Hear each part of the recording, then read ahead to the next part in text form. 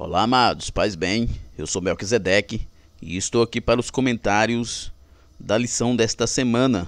Lições bíblicas da editora CPAD, classe de jovens, primeiro trimestre de 2022. Como você sabe, nós estamos estudando o livro, o Evangelho segundo escreveu o apóstolo João. E a lição de hoje, a lição de número 11, traz como tema o sétimo sinal. Jesus ressuscita Lázaro.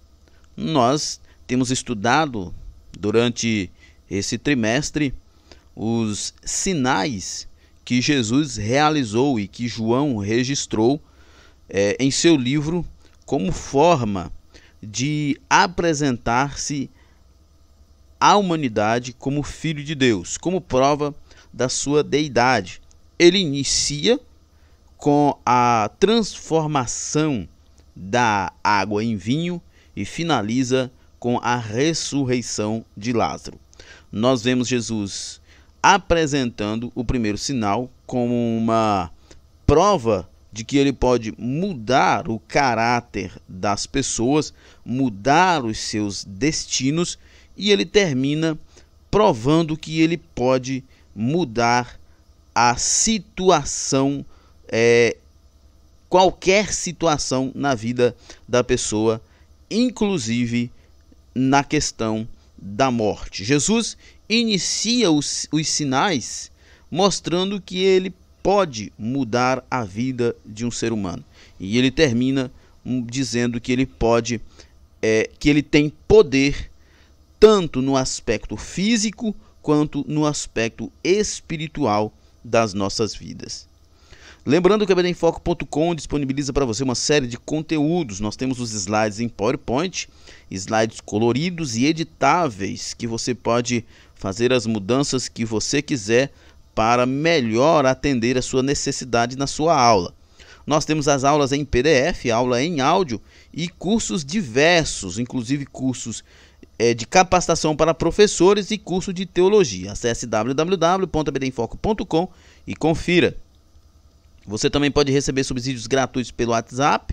Salve esse contato e envie-nos uma mensagem com seu nome e sobrenome e o ebdemfoco.com estará retornando para você. O contato é 94DDD 984092869.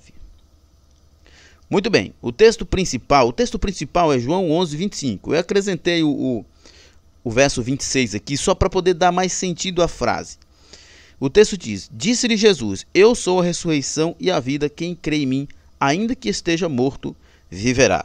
E ele completa no verso 26, e quem vive e crê em mim, não morrerá eternamente. Você crê nisso? Marta disse para Jesus que Lázaro estava morto. Jesus disse para ela não se preocupar, que o irmão dela iria ressuscitar. E ela respondeu Jesus dizendo, não, Senhor, eu creio que no último dia o meu irmão realmente vai ressuscitar. E Jesus responde para ela o seguinte, não, Marta, ele vai ressuscitar agora. Ele vai ressuscitar agora, porque eu sou a ressurreição e a vida. E quem crê em mim, ainda que esteja morto, viverá. E quem vive e crê em mim, não morrerá eternamente. Jesus está dizendo o seguinte, Marta, numa perspectiva imediata, Lázaro vai ressuscitar. Numa perspectiva futura e espiritual, todos irão ressuscitar. Mas o que eu quero te dizer, Marta, é que a morte não é um limite para mim. A morte não é um fator limitador para mim, nem agora, nem no futuro. E outra coisa, que é o verso 26. Quem está vivo, quem crê em mim e está vivo, não morrerá eternamente. Ou seja, se você quer ter vida eterna, você precisa estar em mim, crendo em mim.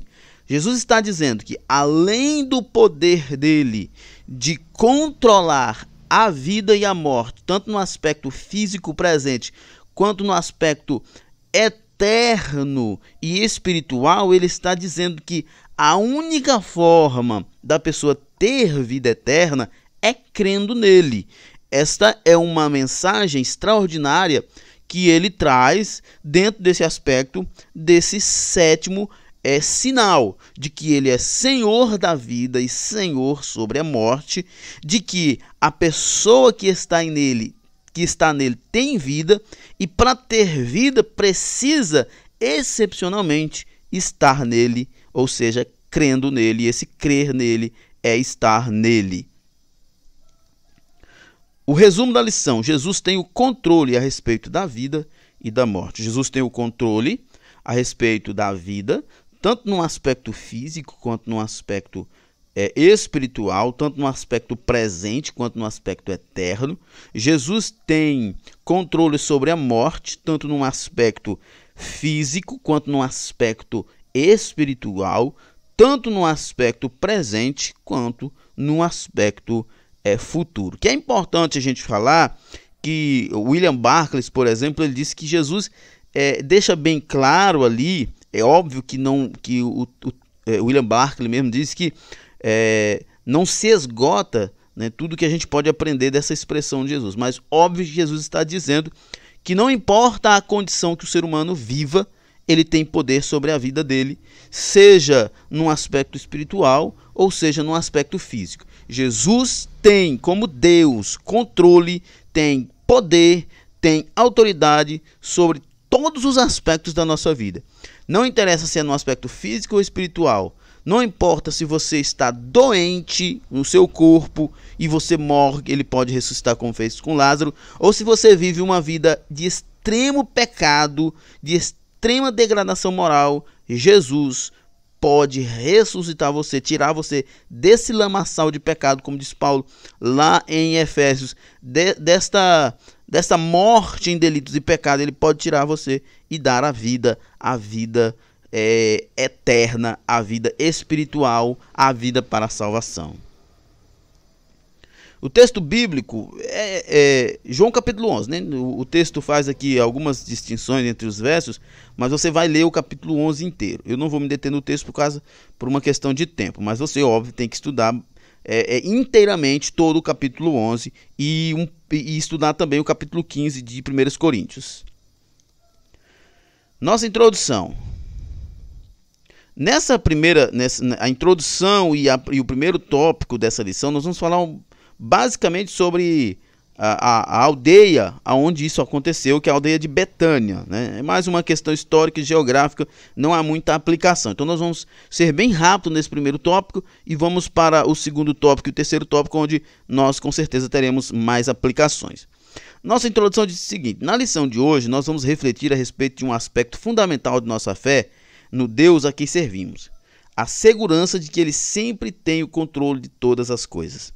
Nós sabemos que nós temos aí aquele grande debate entre os arminianos e calvinistas, onde os calvinistas afirmam que Deus determina todas as coisas, né? Os arminianos, especialmente os clássicos, né, eles vão dizer que Deus determina muita coisa, mas não determina tudo. Mas, num sentido geral, tanto arminianos quanto calvinistas vão concordar que Deus, ele tem controle sobre todas as coisas, ele tem poder sobre todas as coisas. Os arminianos vão dizer que ainda que ele não determine tudo, mas ele tem poder sobre tudo, que ele tem poder sobre tudo, mas não determina tudo. Os calvinistas dizem que ele, além de ter poder sobre tudo, ele determina tudo. Nós vamos ficar nessa perspectiva arminiana, porque é dentro de um contexto assembleiano, e nós vamos aceitar que Jesus é Deus, e como Deus, ele tem poder sobre todas as coisas. Ainda que ele não determine tudo, mas ele tem poder sobre tudo. Nada sai do seu controle. Nada acontece, nada se realiza fora do controle de Deus. Se ele desejar intervir, tem poder para isso. Não há circunstância alguma que pegue Deus de surpresa ou que limite o seu poder, né? É nessa perspectiva. Ele não tem nada ou ninguém que impeça que ele possa agir. Ele é soberano em tudo que faz. Seja qual for a origem ou a extensão do dano ou qualquer tipo de mal, nada escapa ao controle soberano do Criador, né? Deus sempre tem o poder sobre tudo, todas as coisas. A gente pode olhar para o mundo Nós estamos agora no primeiro trimestre de 2022, nós estamos vivendo um período de guerra entre Rússia e Ucrânia, e tantos males que acontecem nesse mundo. A gente pode pensar, onde está Deus? Deus continua no centro do universo. Deus continua no controle de tudo. Os homens se degradam, se destroem por causa de seus pecados. Isso, inclusive, é uma forma de julgamento. O apóstolo Paulo diz em Romanos capítulo 1 que Deus entrega os homens aos seus próprios prazeres, às suas próprias vontades, para que eles se destruam, né? Então, o mal que acontece no mundo não é uma responsabilidade de Deus, e a falta de ação também não é uma limitação de Deus.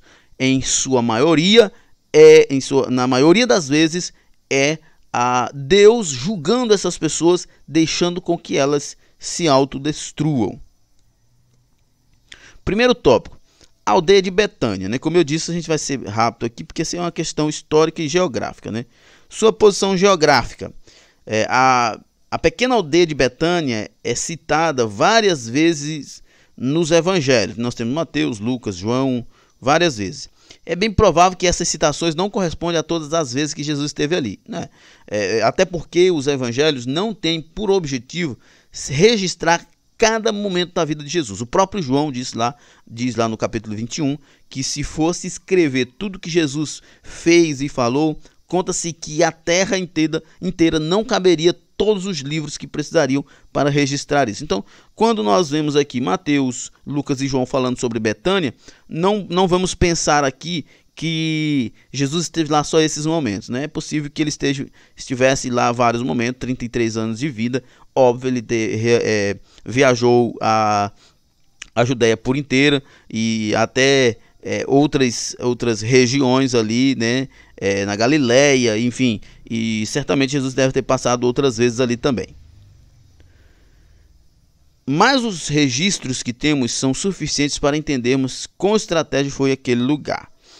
É como quando viajamos para uma cidade grande e preferimos nos hospedar em seus arredores, em um lugar discreto, evitando o tumulto das grandes metrópoles, né? Então, Betânia era próxima a Jerusalém, vamos ver isso no próximo subtópico, e Jesus provavelmente procurou estar ali, né? Fez essa amizade ali com Lázaro e sua família, e muito provavelmente, estando ele ali, ele procurava estar ali por questões realmente de tranquilidade.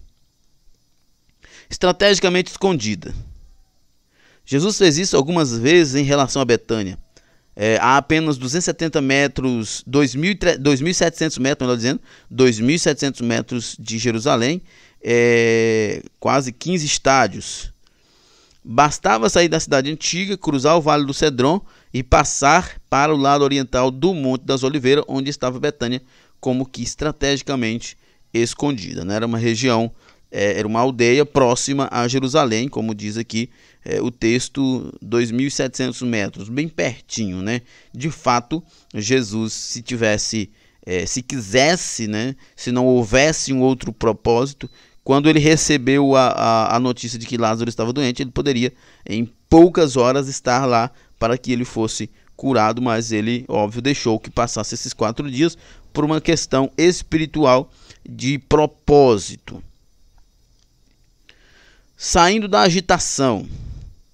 Betânia era um lugar por vezes escolhido por Jesus para sair da agitação da movimentada Jerusalém, pelo menos por um tempo, né? Essas viagens a Betânia levaram Jesus a ter um relacionamento muito terno com os irmãos Lázaro, Marta e Maria. Eles o recebiam em sua casa, dedicando-lhe serviço, tempo e atenção. Especialmente Maria, que se assentava aos pés de Jesus e ouvia a sua palavra, né? Maria que sempre teve essa disposição de estar próximo a Jesus para ouvi-lo. Nosso segundo tópico, né? A partir de agora nós vamos entrar num contexto mais prático e mais teológico também. E provavelmente a gente demora um pouco mais nesses slides desses 2 últimos tópicos. Para a glória de Deus, né? Para a glória de Deus é o propósito de todo esse acontecimento. Como nós nós temos estudado, né?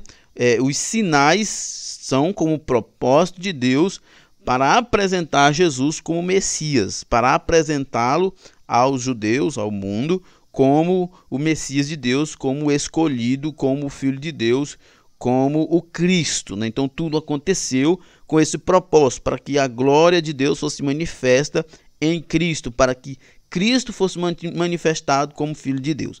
A expressão glória de Deus tem um lugar central nesse texto. E Jesus, ouvindo isso, disse: esta enfermidade não é para a morte, mas para a glória de Deus, para que o Filho de Deus seja glorificado por ela, ou seja, para que Cristo fosse apresentado como quem tem poder sobre a vida e sobre a morte, e assim fosse glorificado. Um propósito eterno. Jesus disse aos seus discípulos que a enfermidade era para que o Filho de Deus seja glorificado por ela, ou seja, um propósito eterno. Não havia ali apenas uma necessidade pessoal de Lázaro ou uma necessidade das irmãs de ter o seu irmão de volta, mas havia ali um propósito eterno de glorificação de Cristo como Filho de Deus. Quando Marta hesitou diante da ordem de tirar a pedra do sepulcro, Jesus ressaltou justamente esse propósito. Esse milagre, portanto, seria mais um evidente sinal de sua divindade, né? Que nós temos estudado. Nós estamos no 7º sinal, né? A ressurreição de Lázaro. Jesus começou lá com a transformação da água em vinho, né? Uma clássica ideia de que ele, como Deus, como Filho de Deus, como Deus, tem o poder sobre o caráter das pessoas, sobre a personalidade das pessoas, sobre a vida das pessoas, para transformar o mais vil pecador em um justo, em um santo. E aqui ele finaliza, né? João finaliza o 7º milagre, apresentando que, além do poder de transformar a vida, ele tem o poder de dar a vida, de vencer a morte. Tudo isso com o propósito de apresentar Jesus como Cristo, como Filho de Deus, como Messias enviado. Embora já tivesse registrado tantos outros, João precisava incluir esse que mostra o poder de Cristo sobre esse terrível inimigo, a morte. Que, óbvio, né, como eu acabei de falar, seria o ápice, né, desse primeiro momento antes da morte de Jesus, da crucificação, né, que o ápice do ministério é a crucificação e a ressurreição. Né? Na ressurreição, ele prova, né, de forma ainda mais contundente o poder dele sobre a morte. Mas como um propósito de continuidade, de desenvolvimento de toda a ideia em torno da figura de Cristo como Messias, ele encerra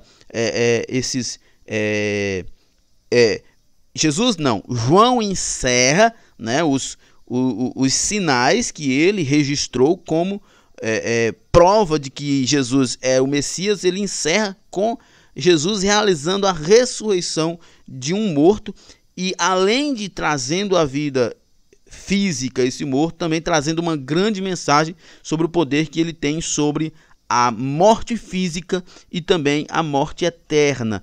Tanto ele pode ressuscitar o homem no corpo, como ele pode ressuscitar o homem em espírito. Aquele que está morto em delitos e pecados, Jesus pode perdoá-lo, transformá-lo e trazer dessa morte eterna, que é a separação eterna de Deus, para uma comunhão com Deus. Por isso nós devemos sempre ter em perspectiva que não há ninguém na face da terra que seja um caso perdido definitivamente, porque Deus tem o poder para transformar essa vida, para resgatar essa vida, seja qual a vida que ele tenha vivido, seja quão vil, quão perversa seja essa vida, Jesus tem o poder para trazê-lo desta profunda morte para a vida.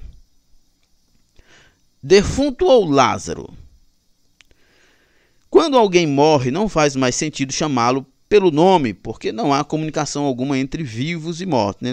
Não faz nem sentido conversar, né? Porque o morto não vai estar ouvindo.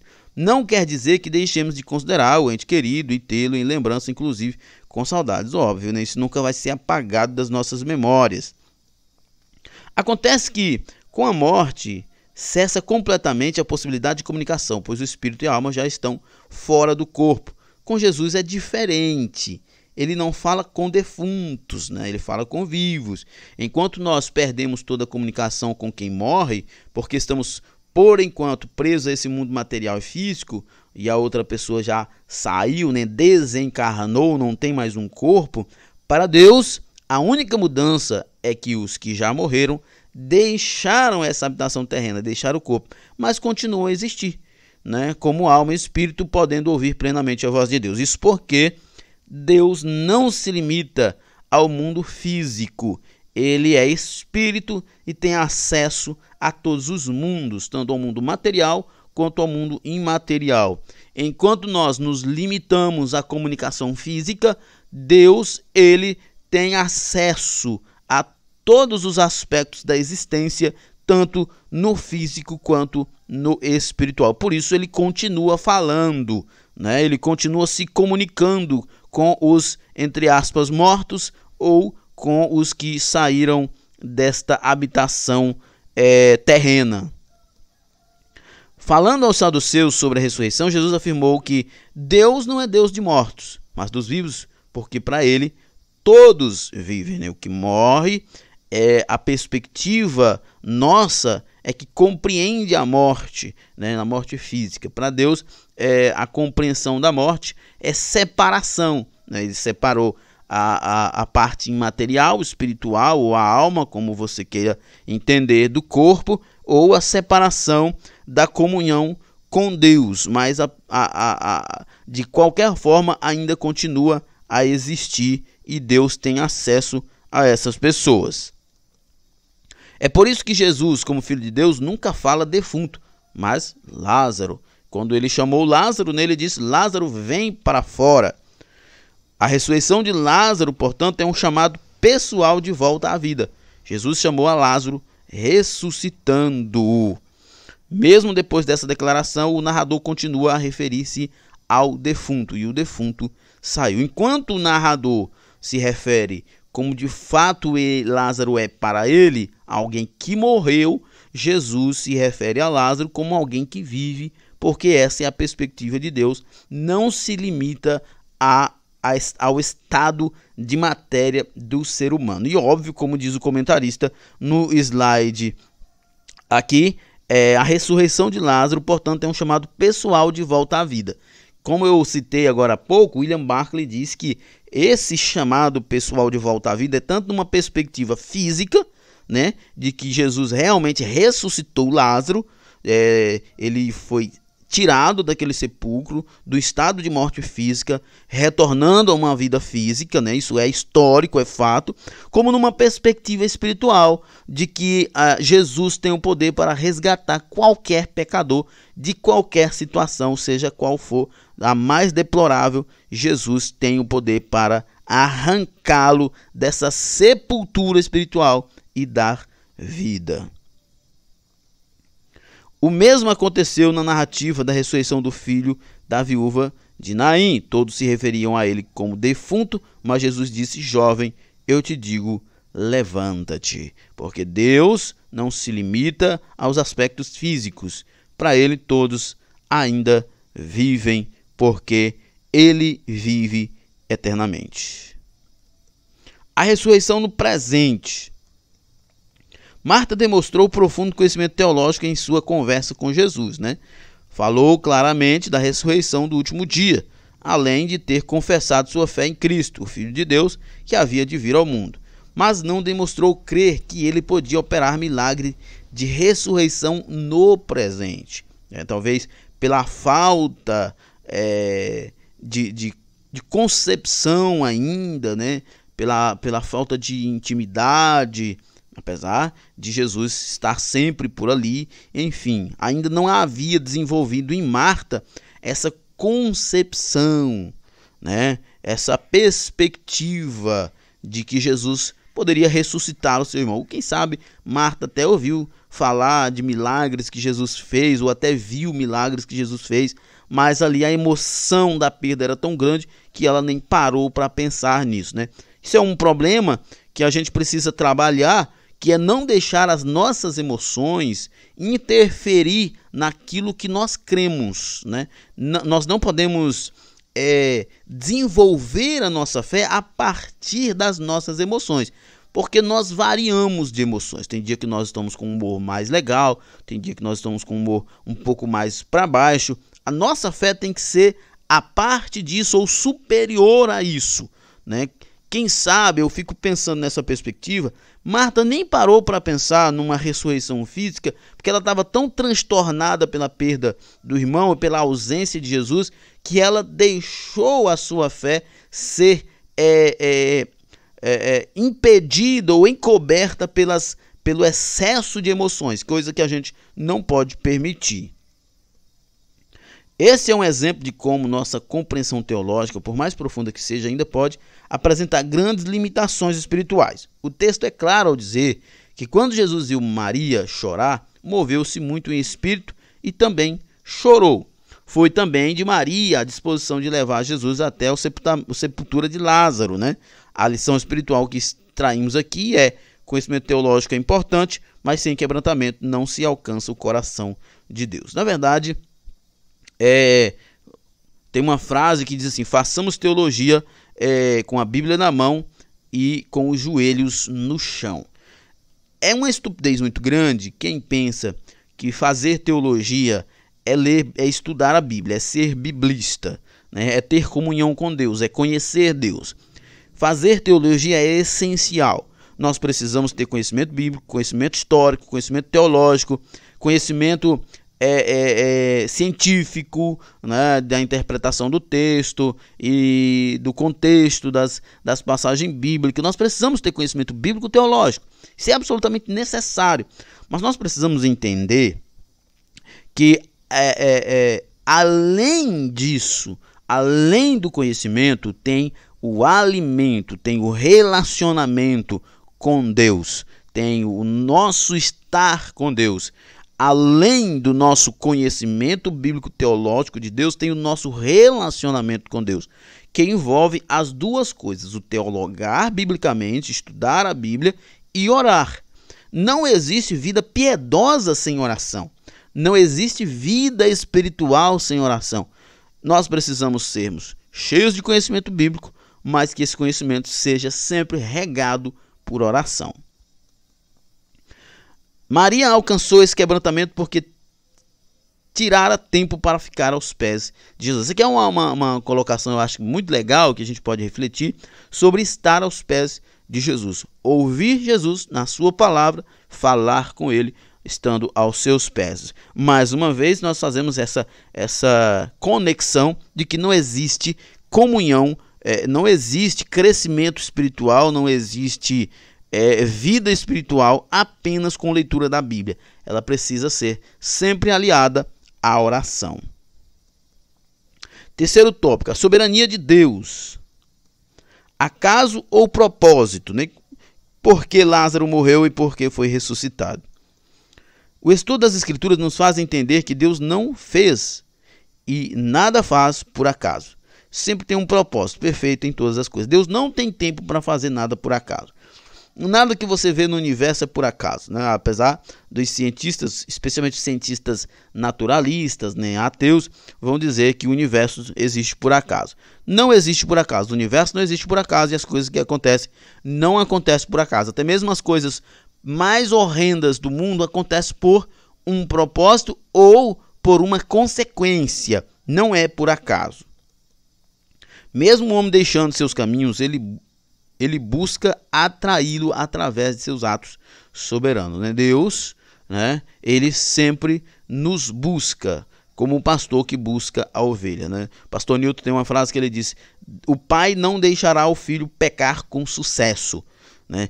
Quando nós estamos em uma caminhada, em uma empreitada de pecado, Deus sempre nos alerta, nos atrai para que nós nos arrependamos. Misericórdia é a causa de não sermos consumidos, diz o profeta Jeremias. Quando nos rendemos inteiramente a Deus, passamos a experimentar sua boa, agradável e perfeita vontade de Deus, né? Paulo diz que que Deus tem uma perfeita, boa, agradável e perfeita vontade. Paulo diz que Deus tem uma boa, perfeita e agradável vontade. Mas quando nós podemos experimentar isso, né? Apenas quando nós nos submetemos a ele.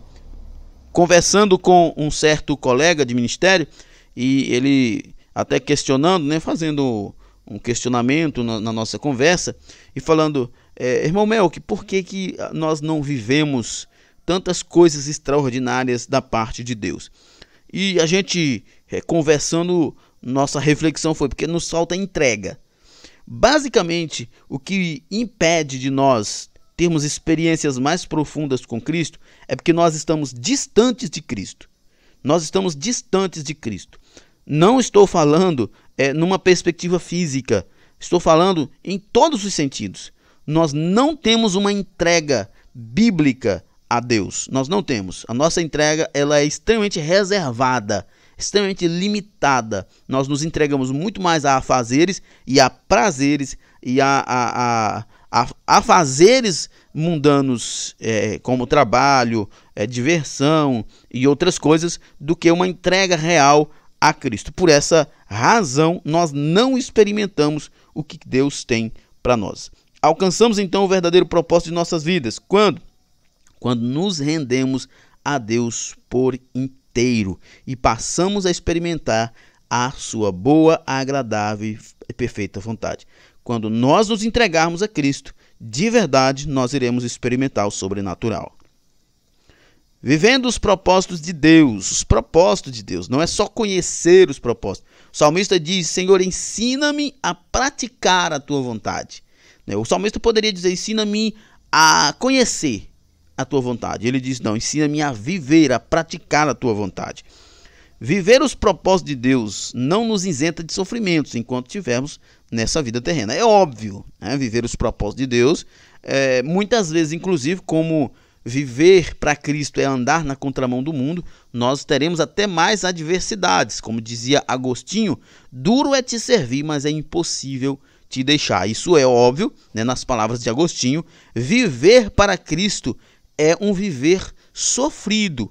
Por quê? Porque viver para Cristo é ruim? Não, porque é uma batalha constante entre carne e espírito. John Stott dizia que ele servia a Cristo, seguia a Cristo, não porque era fácil, mas porque era certo. Mas essa dificuldade está baseada em quê? Baseada na luta que há entre carne e espírito. E todo cristão deve entender que existe essa batalha.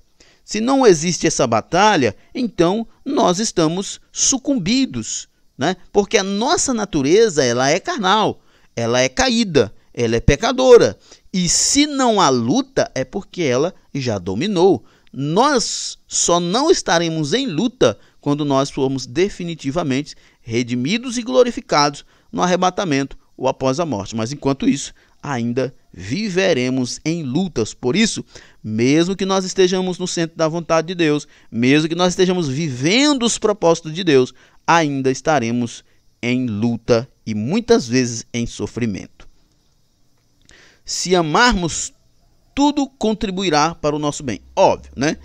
Paulo diz que sabemos que todas as coisas contribuem justamente para o bem daqueles que amam a Deus, daqueles que são chamados segundo o seu propósito. Ou seja, mesmo que o sofrimento venha, ele ainda contribuirá para o nosso bem. Como diz o pastor Josemar Bessa, se a enfermidade chegar até você e ela fazer você orar, então ela já te abençoou. Porque maior bênção do que a cura é orar.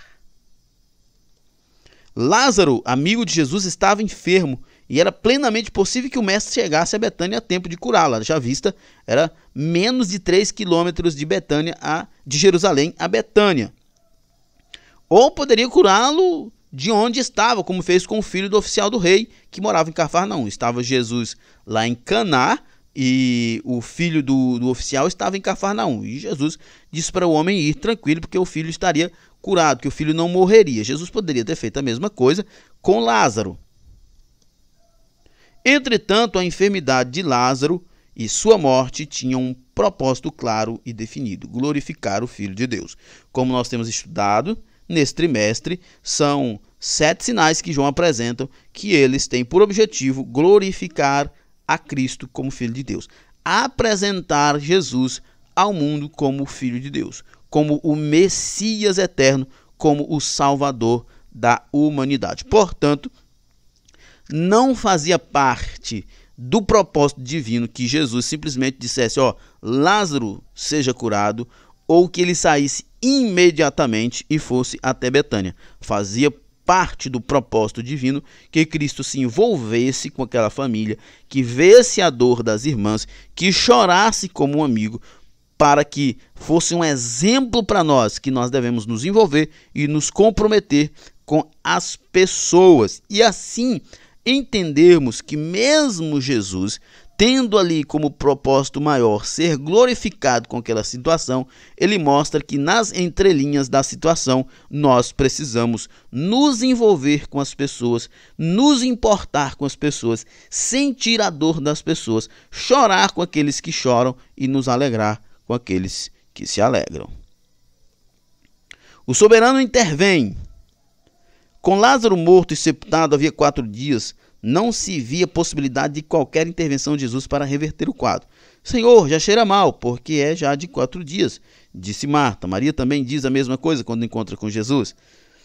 Isso nos fala do risco que corremos neste mundo frio e incrédulo, onde vai se esvaindo a fé em um Deus que intervém na vida humana. Digo-vos que depressa lhes fará justiça. Quando, porém, vier o Filho do Homem, porventura achará fé na terra, né? Nesse contexto daquela mulher que insistentemente procurou aquele juiz para que fizesse justiça para ela, com uma fé extraordinária, sabendo que ela não era ninguém diante daquele homem, que ela era uma reles pessoa pobre e ele era um homem poderoso, mas mesmo assim ela insistiu, e Jesus comparou a insistência dessa mulher com uma fé verdadeira. E ele pergunta, quando o Filho do Homem vir a essa terra, ainda achará fé?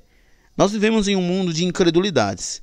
Nós vivemos em um mundo onde as pessoas estão acostumadas com a religiosidade, mas elas são vazias, elas são secas, né? Elas não têm piedade, elas não têm bondade, elas não têm graça, elas não têm a presença de Deus. São cheias até de conhecimento, mas não são cheias de graça, né? Nós precisamos ter muito cuidado, porque isso é um perigo, né? Nós às vezes lutamos muito por questões administrativas na igreja, por questões ideológicas, por questões estruturais e até por questões teológicas, mas nós não nos esforçamos, nós não padecemos no corpo por uma vida de piedade, por uma vida aquecida pelo Espírito, por uma vida fervorosa. Nós precisamos, como diz Leonardo Ravenhild, viver à luz da eternidade para experimentar o fervor hoje. Senão nós vamos ter uma vida medíocre, fraca, sem perspectiva e sem experimentar o melhor de Deus nessa vida. Esse é o secularismo que cresce a cada dia como um sinal dos últimos tempos. Não é incomum ouvir cristãos que já não creem em um Deus que faz milagres e que quer dirigir nossa vida por inteira. Um exemplo disso é a descrença no interesse de Deus em questões vitais como casamento, geração de filho e tantas outras coisas. Eu vi uma frase de um pastor, o pastor Vitor Magno, né? Veio pregar aqui na nossa igreja, ele dizendo o seguinte: Deus não é Senhor apenas da minha vida, mas é Senhor de tudo que sou e tenho. Ele é Senhor das minhas finanças, Ele é Senhor do meu lar, do meu casamento, é Senhor da minha profissão, é Senhor da minha empresa, é Senhor do meu ministério, é Senhor da minha família, é Senhor, ou seja, Senhor numa perspectiva que Ele é dono de tudo. Nós temos que estar sempre vivendo essa perspectiva. Deus é dono de tudo e Ele se importa com tudo em nossas vidas. Isso nos traz uma concepção de que nós podemos e devemos estar em constante relacionamento com Cristo em tudo o que fizermos. Paulo diz em 1 Coríntios 10:31 que quer comamos, quer bebamos ou façamos qualquer outra coisa, façamos para a glória de Deus. Paulo está nos ensinando que nas coisas mais simples da vida nós podemos expressar relacionamento, comunhão com Deus, fé e amor nele. Se Deus não está interessado em assuntos tão relevantes, terá algum interesse em nos dirigir em nosso estudo ou profissão? Deus quer que toda a nossa vida seja para a tua glória, como eu acabei de citar, 1 Coríntios 10:31. Ele se interessa por nós, por inteiro, e espera de nós uma entrega total. Entrega o teu caminho ao Senhor, confia nele e ele tudo fará.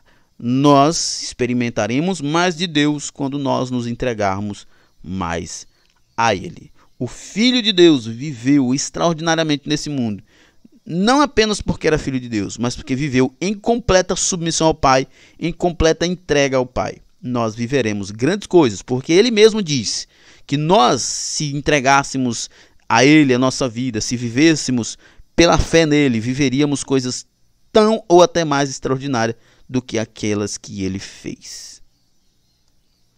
Nossa conclusão. A ressurreição de Lázaro foi uma clara oportunidade de Jesus revelar aos judeus seu poder sobre a morte. Estava próximo o dia da consumação de seu ministério terreno, com sua morte e triunfo pessoal sobre esse terrível inimigo. A fim de que agora nós também tenhamos nele a vida eterna. A morte não poderá nos deter. Temos vitória assegurada por Cristo Jesus. Lembramos do que o texto bíblico diz, né? Aquele que crê em mim, ainda que esteja morto, viverá. E aquele que está vivo e crê em mim, certamente não perecerá. Ou seja, não importa qual seja o seu mal, qual seja o seu pecado, creia em Cristo e você será transformado. E se você quer ter vida, é preciso estar em Cristo. Muito bem, chegamos ao final do nosso comentário. Que Deus em Cristo nos abençoe e até a próxima. Paz e bem a todos.